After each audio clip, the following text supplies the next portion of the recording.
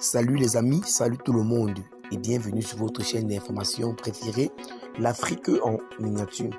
Ici, vous avez les informations sur les domaines tels que le sport, la politique, l'actualité en Afrique et dans le monde. Bien les amis, avant de commencer, il conviendrait que vous vous abonnez et de mettre un pouce bleu à la vidéo si elle vous semble intéressante et surtout d'activer la cloche de notification pour ne plus manquer nos prochaines vidéos.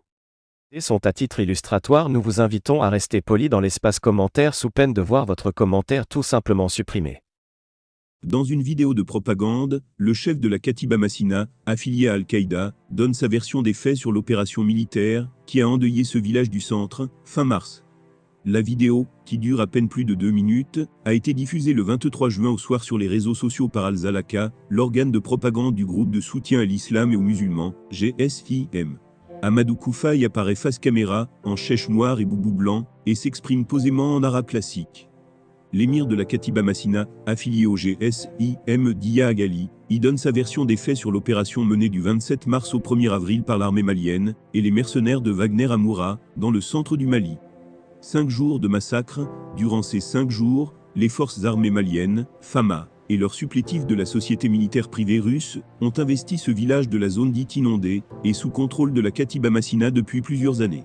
Une opération d'opportunité aéroterrestre de grande envergure selon les autorités maliennes, qui aurait permis la neutralisation de 203 combattants de groupes armés terroristes. Un massacre, selon de nombreuses sources locales et indépendantes, au cours duquel 300 à 400 civils auraient été victimes par les FAMA et leurs alliés. Face à la caméra, Koufa accuse nommément l'armée malienne et Wagner, lesquels auraient bénéficié de la complicité de mécréants rivaux des habitants de Moura. Il affirme aussi, comme l'ont indiqué à l'époque plusieurs sources concordantes, que certains de ces combattants étaient bien présents à la foire de Moura quand l'opération a été déclenchée.